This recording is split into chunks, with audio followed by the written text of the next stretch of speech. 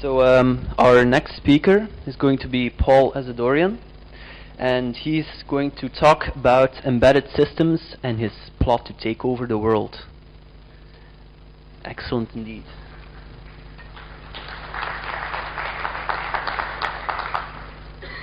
Alright, so meanwhile, while Paul is setting up, I was wondering, how did you like Brucon so far? Any reactions? Alright, thank you. Wow, what a great audience.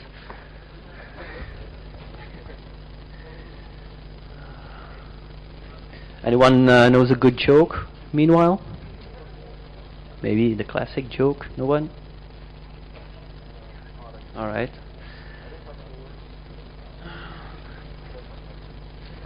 Ready? I need help with something though. All right.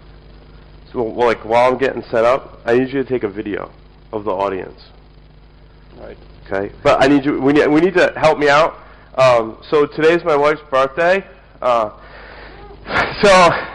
and I'm here and she's in the U.S. and every Thursday night I devote to Paul.com. So she's not very happy about all that right now. She's actually fine with it because I left presents in the house. But I thought it would be nice if I could take a video of everyone saying happy birthday Mrs. Paul.com. How's that sound? Can everyone help me out with that? On 3, 1, 2, 3. Happy birthday, Mrs. Paul.com. Oh, you guys are awesome. Thank you. Okay.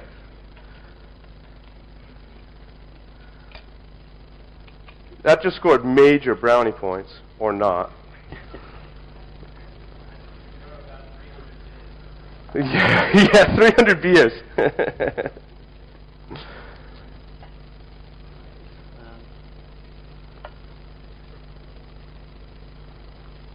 All right, please again give Paul a warm round of applause.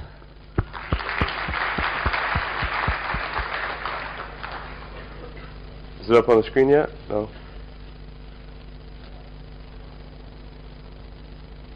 How about now? Yeah.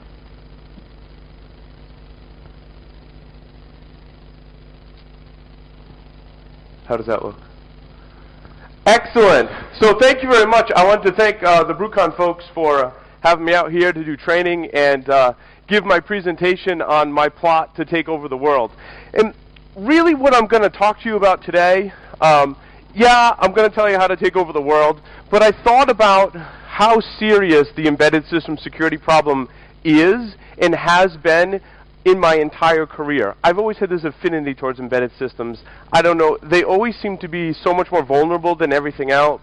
Everyone seemed to overlook them. So I thought I'd put a presentation together in the context of, let's look at embedded system vulnerabilities and how you could use them to take over the world. If I can use embedded systems vulnerabilities to take over the world, there must be something really bad, and maybe we need to think about changing some things. So I'm not going to present, we'll talk about some vulnerabilities, we'll talk about scanning the internet, we'll talk about what you need to take over the world, but the most important thing I want you to take away from this presentation is what we can do to change things. I've set up a website where we can continue this discussion and bring to the public light a lot of embedded systems vulnerabilities. So we'll talk about that at the end. In the meantime, I have a couple slides about who I am. How many people listen to Paul.com? I'd just like to personally thank you. I don't know why you listen, but thank you for listening. So I've got this little slide montage that I put together to tell you about who I am because, I thought that was kind of the best way. So this is the podcast. We like to do the podcast. We like to drink beer, and of course, we like to drink Belgian beer. We like to hack naked. People have sent us all kinds of pictures of them in their hack naked gear, and you can see people skiing in the Alps and Dan Kaminsky kissing the hack naked sticker. So, like I said with the beer, it's a very integral part of our show. So we thank Belgians for making the fine beer that we drink on the show. We also enjoy destroying computers. Now, if you've never tried this, It's extremely liberating. It's so much fun. You know, all those years of frustration that you've had dealing with computers, you can let it all out. Now, we've had to get creative, right? I mean, anyone can take a sledgehammer and go smash a computer together, and that's fun. Don't get me wrong. Don't let me stop you from taking the old-fashioned hammer and going smashing a computer. However, we started to get a little more creative. We've used things like thermite, potato cannons, sledgehammers, and most recently we played what we called Geek Pinata, where we hoisted laptops up on the tree and we took swings at them. That was great fun. So who knows what will come next?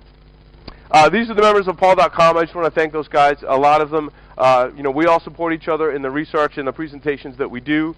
So that, you know, their feedback was very valuable for this presentation.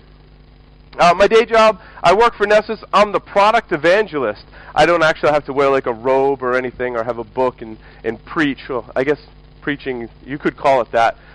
One of the funny things, I don't get too much stuck on this, but one of the things I did find recently is that we had an iPhone app come out for Nessus. You know, we are working on an Android app as well. And while I was on vacation, I was searching for Nessus, and I found Jesus.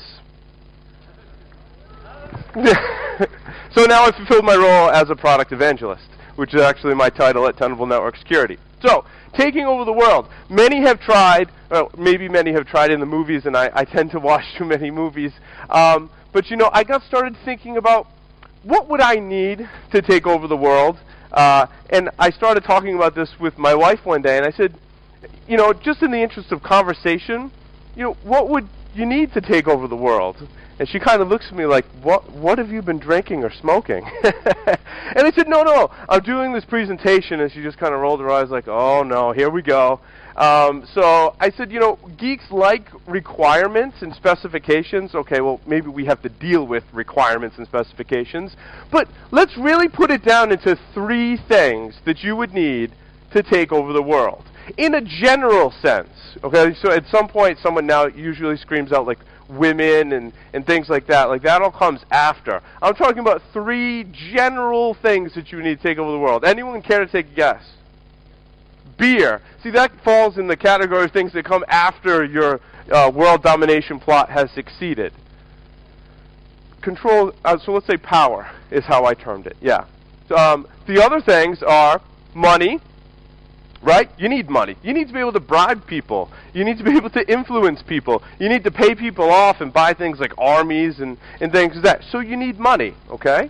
The next thing you need is power. And when I thought about power, the way I described it was the ability to use those resources to influence and control people.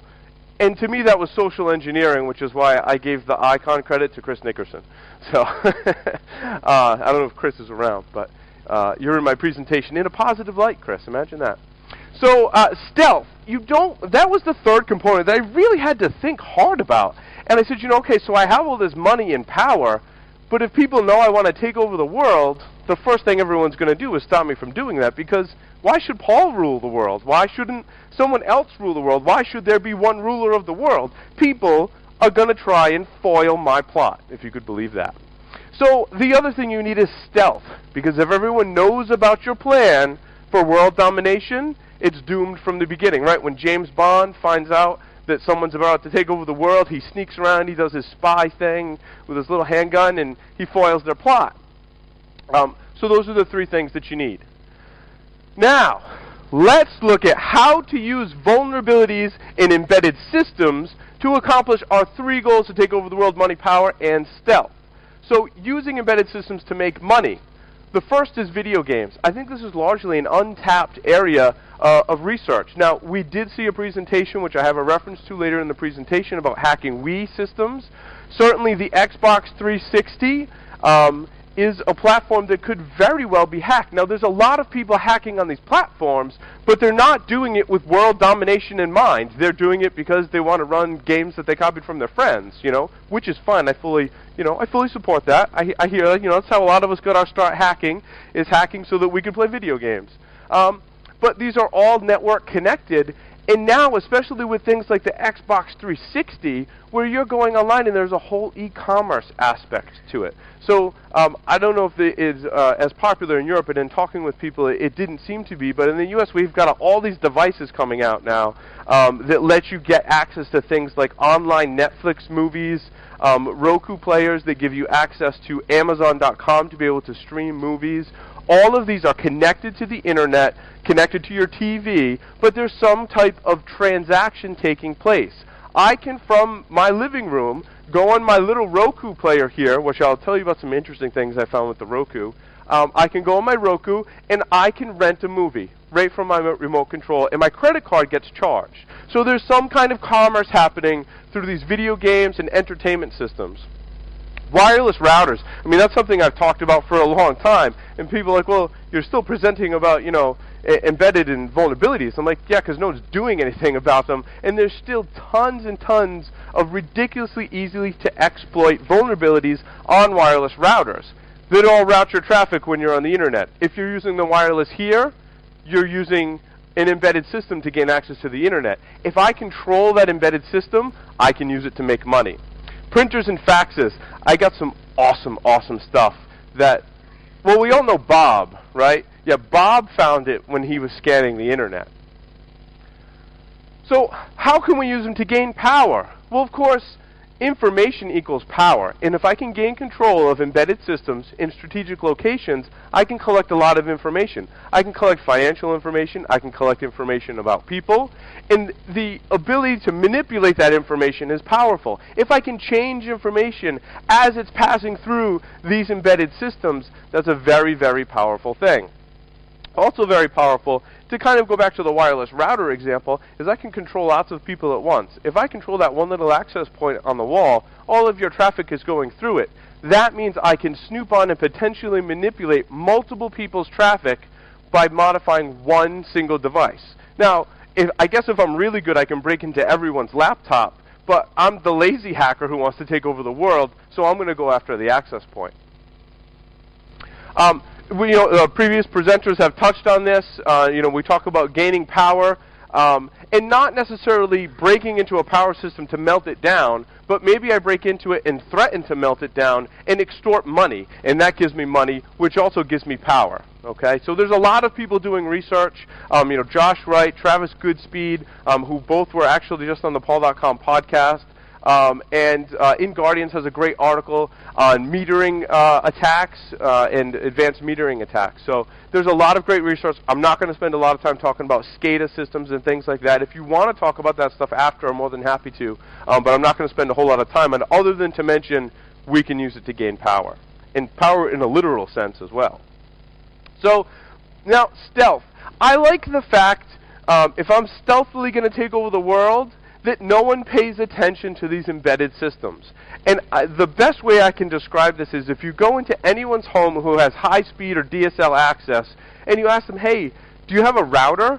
And they're like, what's that? And you go, well, it's that little like bluish purple thing and black thing, maybe collecting dust somewhere. They're like, oh, yeah, I have one of those. I think it's like fell behind the desk, and I just kind of left it there because I was afraid to touch it. So if you break into these systems, there's definitely not a user interactive piece to it. There's no mouse and keyboard on it. So I can break into it and do whatever I want. No one's going to stroll up and log in and go, hey, how come there's this error message on my thing, or why is that machine blue screening? There's nothing like that. So it's very, very stealthy. The other thing in terms of stealth is that no one pays attention to the security, and a lot of that is done on purpose. When you go into the store to purchase an embedded systems or a router, let's say, I own a small business, or I'm someone who's just going to, got DSL, and someone told me I needed this little router firewall thing. I go into the store. Which one am I going to purchase? The cheapest one, right? I don't care about its features. I don't care about the name. I definitely don't care about security. I just want the cheapest one. The vendors know that. It's not a secret, right? Everybody knows someone's going to go pick the cheapest one. So how do we make the cheapest one? We leave out security. We squish everything down. We put multiple functionality on one chip so that implementing security is really, really hard. ASLR, on something like a router is virtually unheard of. Now, it's on some systems, but certainly not the home one that you're going to pick up in the store. It's not there. These advanced features don't exist on embedded systems, largely because the manufacturers are out to make the cheapest device possible. Now, that's good for us in our plot to take over the world, because it means they're going to be more vulnerable. The other problem with embedded systems is that I think there's a lot of vulnerabilities out there, and it's ripe for their picking, because not all of us